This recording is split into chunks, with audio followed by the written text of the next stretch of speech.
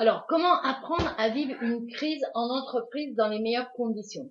Dans une période de crise professionnelle, les émotions sont démultipliées, passant de la surprise à la colère à la peur. Ces émotions, elles ont forcément un impact sur ta façon dont tu vas devoir t'adapter à de nouvelles façons de travailler et sur tes relations professionnelles et personnelles. As-tu déjà ressenti en entreprise, par exemple, une peur de perdre ton travail, une peur de ne pas y arriver, une perte de démotivation, un sentiment de solitude, un sentiment peut-être même d'individualité? Alors comment être heureux dans une période de changement et de bien vivre une nouvelle façon de travailler tout en générant des relations et des contacts de qualité? Donc aujourd'hui, je te propose de mettre en place le zéro parasitage. Donc 1, booster un bon état d'esprit. 2, rester centré sur le travail à fournir. 3, privilégier des relations de qualité. Donc booste un bon état d'esprit, devient un petit rayon de soleil. Cela demande de la discipline, mais cultive la joie quoi qu'il arrive. Sois heureux, la joie est un bon moyen de communiquer l'optimisme autour de soi et de diffuser la bonne humeur. Ensuite, prends du recul et dédramatise les situations difficiles. Et troisième point, identifier toutes les batailles professionnelles et personnelles que tu as gagnées. Note tous les points positifs, ça va te permettre de pouvoir dépasser cette crise dans les meilleures conditions. Donc, reste centré sur le travail à fournir. Déjà, mets sur papier toutes les nouvelles directives que tu as reçues peut-être de l'entreprise ou que tu t'es fixées parce que tu es entrepreneur.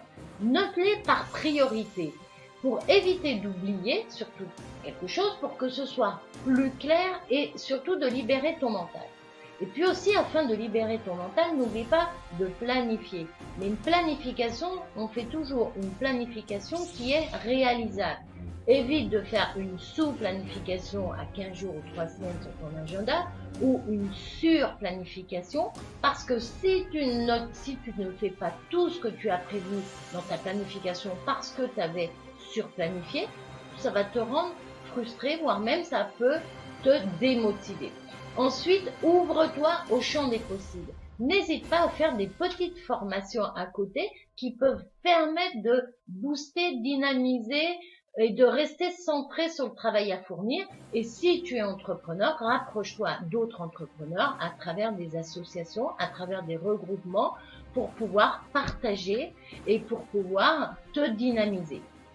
Ensuite, dernier point, le lâcher prise.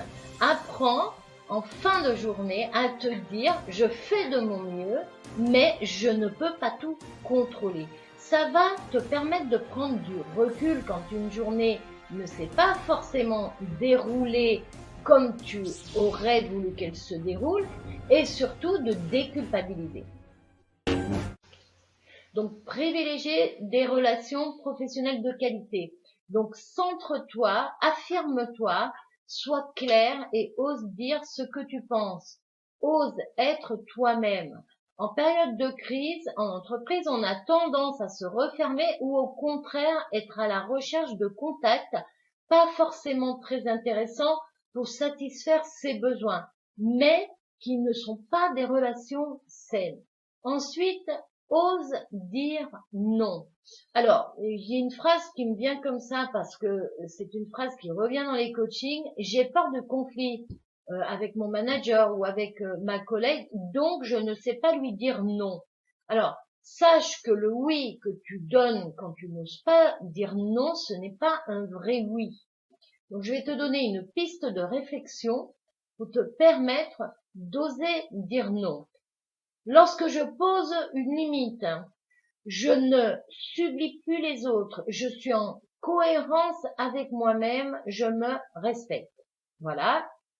Dernier point, stop aux conversations toxiques, évitez de rentrer dans des polémiques inutiles, ça ne veut pas dire ne pas être sympathique, ça ne veut pas dire ne plus communiquer, ça veut dire que tout ce qui peut être parasite pour vous dans votre tête, qui peut vous rendre triste, en colère ou éventuellement vous faire peur, ne vous nourrissez pas de ça, ça ne sert à rien. Et puis la dernière chose en conclusion, Sois enthousiaste car c'est contagieux.